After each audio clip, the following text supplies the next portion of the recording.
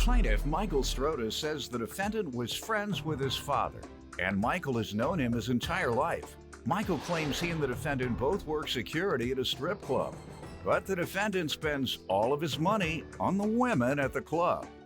Michael's suing the defendant today for a loan. Defendant Keith Richardson has known Michael since the day he was born, and he was proud that Michael turned his life around after spending some time in prison.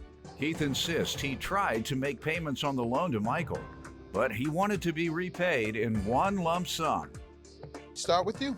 Keith is a good friend to party with. You know, me and him used to party, go hang out. He like women my age. He's my father's age. Him and my father was friends.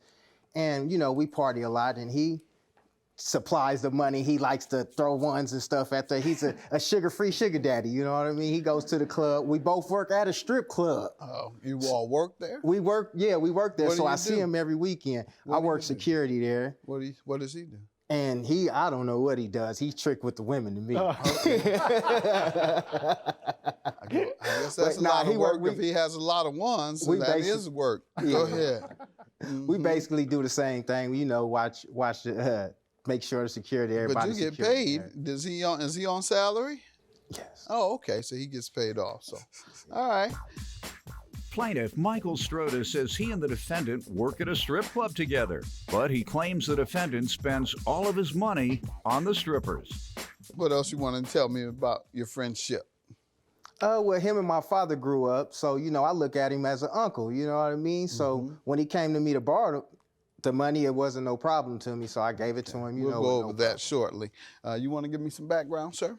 Yes, it's true. I've been knowing his father and his mom for, you know, as long as I've been a child to an adult. And or even when his mom was pregnant with him, that's how long I've been knowing his family. And I moved away, and I heard that he had went to prison for whatever, I don't know, but... You don't know why you went to prison? No, he went to prison. Oh. Not me, he went to prison. Okay. After I moved, I heard that he went to prison. Got it. And when I got back to my hometown, I see that he was doing good for himself, and I've been knowing him, and like he said, his father died in prison from a diabetic coma. And my brother basically helped bury his father. You know, that's how close we are.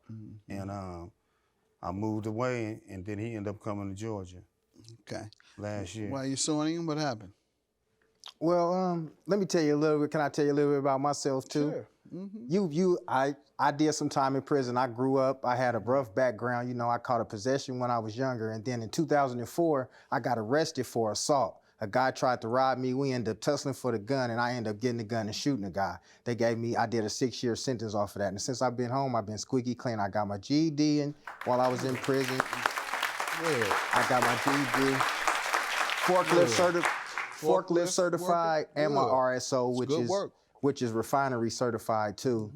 And you know, I changed my life ever since. Haven't been in trouble in 12 years of my life. Sound like you work 2 jobs. You work at the strip club also at weekends or nights? Good. All Weekends and nights, yeah. So you got one job, manual labor. I guess both of them are manual labor when you're throwing the ones out.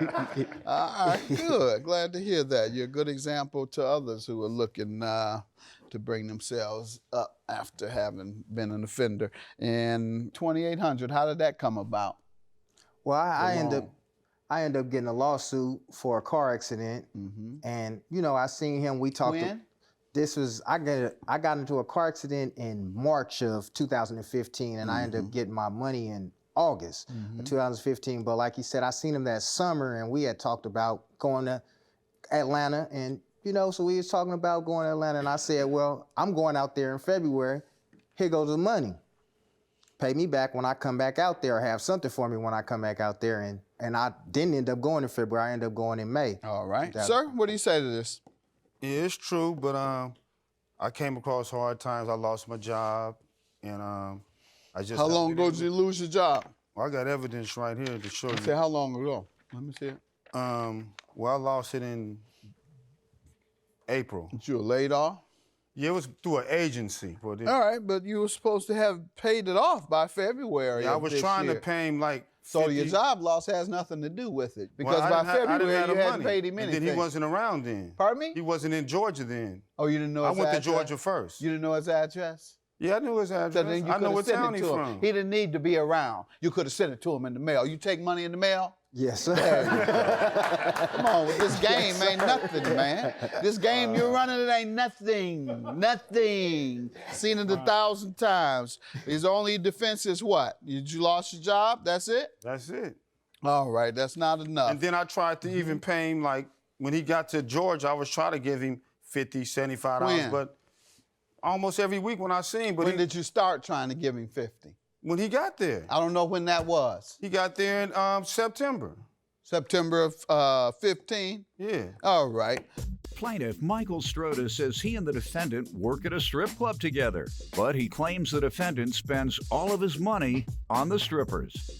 What about having it all paid off in February? Were you running game on your friend, or did you go and trick it all off at the club? Well, what happened? Like he said, I do like to, have Yeah, fun but why with didn't you young... pay him? You like to trick more than you like to pay your man? No, not What necessarily. kind of sucker are you?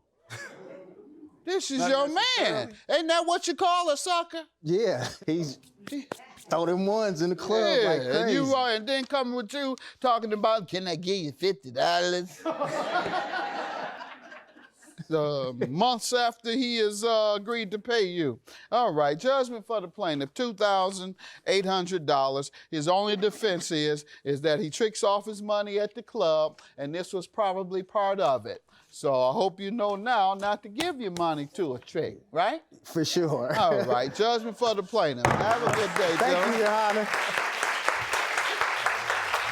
It's not really gonna affect it. Like he said, I've been knowing his dad and his mom before he was even born. I've been knowing him before he knew himself, really. So it's like I'm his, I'm his uncle, basically. No hard feelings at all. I just wanted to get paid. I love this guy to death, man. If I need him, he'll be there for me. He just didn't pay my money. He should stop tricking with these little young girls, man. Well, you know how it go, man. Look at me. They be on me. They love, yeah.